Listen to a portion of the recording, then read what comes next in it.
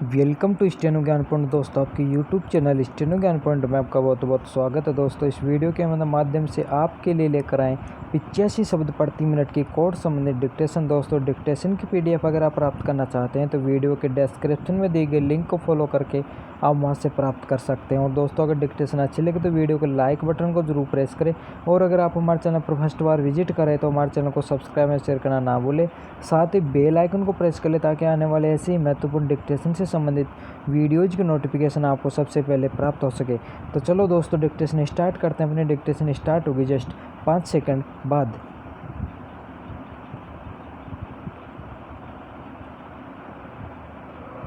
Yes start. Ajmer का विलय अखिल भारतीय देसी राज्य लोक परिषद की राजपूताना प्रांतीय सभा की सदैव यह मांग रही थी कि वृहद राजस्थान में न केवल प्रांत की सभी रियासतें वरन अजमेर का इलाका भी शामिल हो, पर अजमेर का कांग्रेस नेतृत्व कभी इस पक्ष में नहीं रहा।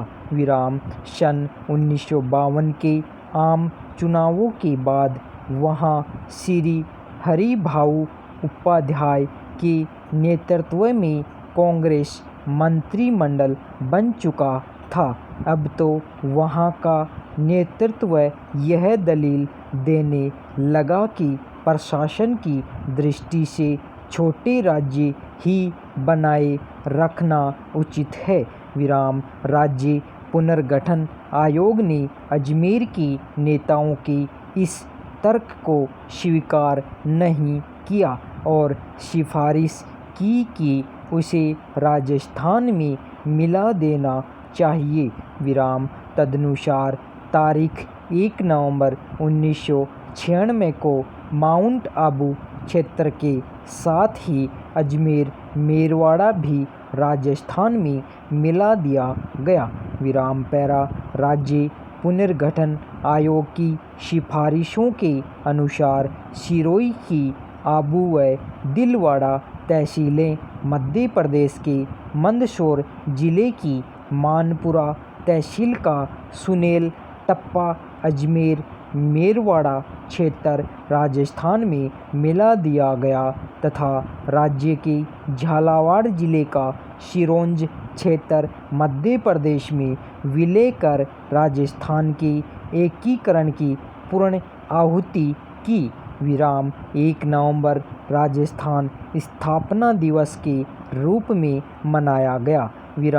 इसी दिन राजशाही के अंतिम अवशेष राज प्रमुख पद समाप्त कर राज्यपाल पद सृजित कर लोकतंत्र की स्थापना हुई। राज्य ए श्रेणी में वर्गीकृत हुआ। अब राजस्थान के उदयपुर और डूंगरपुर जिले के साथ ही झारखंड के 2 जिलों में किए गए सर्वेक्षण में से साफ हो गया है कि दूसरे इलाकों में भी आदिवासी किस तरह का जीवन बिता रहे हैं। राजस्थान, उड़ीसा और महाराष्ट्र सरकार ने उच्च न्यायालय में स्वीकार किया था कि राज्य की 5 आदिवासी जिलों में अप्रैल से जुलाई माह तक 5 वर्ष तक की आयु के 1600 से अधिक बच्चे कुपोषण की वजह से काल कवलित हो गए। इस तरह साफ है कि देश का एक हिस्सा भूख से लड़ाई हार रहा है, लेकिन सरकार और समाज को इसकी रत्ती भर परवाह नहीं है। शेयर सूचकांक का बढ़ता ग्राफ, बढ़ता विदेशी मुद्रा भंडार की चकाचौंध में भूख से बिलखते चेहरे नजर ही नहीं आ रहे। जिसे देखो वही चिट्ठी लिख रहा है। विधायक मुख्यमंत्री को खत लिख रहे हैं। मंत्री अध्यक्ष को पत्र लिख रहे हैं। विराम कोच अध्यक्ष को लेटर लिख रहे विराम ये सारे पत्र गोपनीय हैं और दिलचस्प बात यह है कि इनमें कुछ भी गोपनीय नहीं है विराम सब कुछ जग जाहिर है विराम कुछ दिन पहले हमारे नए क्रिकेट कोच ने बोर्ड प्रेसिडेंट को पत्र लिखा विराम वह पत्र एक अखबार ने छाप दिया विराम बेचारा कोच कहता रह गया कि गुप्त पत्र लिखते ही क्यों हैं विराम जब हम कुछ भी गोपनीय रख ही नहीं सकते तो फिर गोपनीयता का मतलब क्या है विराम सबसे मज़ेदार गोपनीयता तो राजनीतिक पत्रों की होती है विराम एक नेता दूसरे को एक गुप्त पत्र लिखता है और पत्र जिसके पास पहुंचना चाहिए उसके पास पहुंचने से पहले ही लीक हो जाता है विराम यूं आजकल पत्र लिखता ही कौन है विराम जब से टेलीफोन मोबाइल चले हैं तब से पत्र आना ही बंद हो गए विराम पहले डाकिये का बरसात की तरह इंतज़ार रहता था विराम चिट्ठी को पाकर लोग झूम कर गाते थे चिट्ठी आई है वतन से चिट्ठी आई है विराम अब समझ नहीं आता कि गीत कैसे बनेंगे मोबाइल आया है घर से मोबाइल आया है विराम इन पंक्तियों में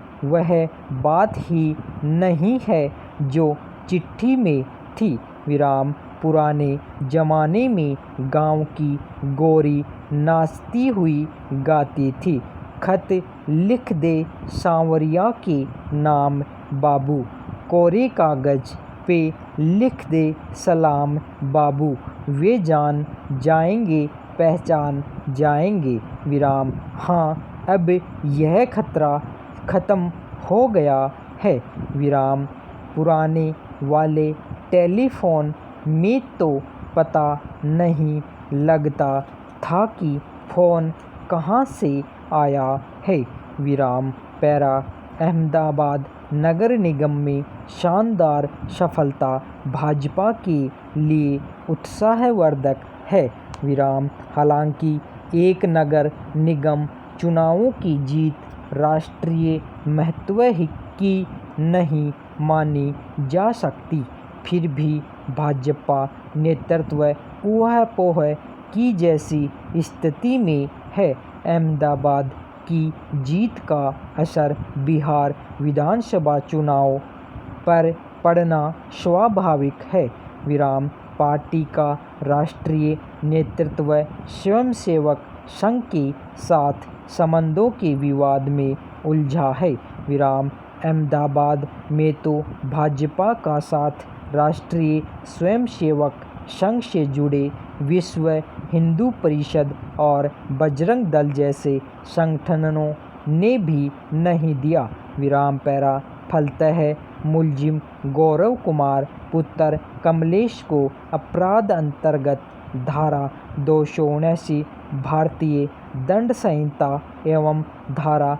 3/181 146/196 MV एक्ट में दोषित घोषित किया जाकर परिवीक्षा अधिनियम की धारा 4 का लाभ इस शर्त पर दिया जाता है कि यदि अभियुक्त 5,000 रुपये की जमानत व बंधपत्र 1 वर्ष की अवधि के लिए इस आशय का पेश कर तस्दीक कराए कि वो उक्त अवधि में सदाचारी बना रहेगा अपराध की पुनरावृत्ति नहीं करेगा तथा न्यायालय द्वारा तलब किए जाने पर सजा भुगतने के लिए हाजिर होगा विराम उक्त अभियुक्त को अपराध अंतर्गत धारा 337 338 भारतीय दंड संहिता के प्रति बरवे